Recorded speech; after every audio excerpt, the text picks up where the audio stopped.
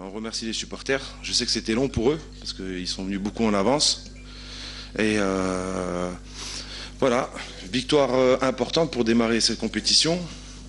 Il y a eu des bonnes choses. En première mi-temps, voilà, on avait le contrôle du match, mais comme je disais aux joueurs à la mi-temps, il fallait pas que la Libye nous endorme, parce qu'ils nous ont endormis avec le rythme. On n'a pas mis assez d'intensité dans les passes pour trouver ces passes entre les espaces. Le dernier geste, la finition qui n'était pas bonne. Mais après, je peux parler de la deuxième mi-temps aussi. Donc deuxième mi-temps, on a bien démarré.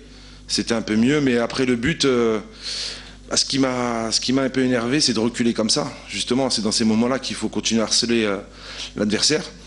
Bon, sur le terrain, c'est un peu dur de crier sur les joueurs parce qu'ils ne m'entendent pas, mais l'objectif, c'était pas de subir. Et quand on a subi, on s'est fatigué et puis on leur a donné l'opportunité sur des longs ballons, sur des centres.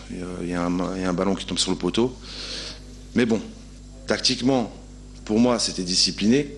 Voilà. Vous avez bien vu à la fin, tout le monde revenait à sa position. Déjà, ce qui est rare.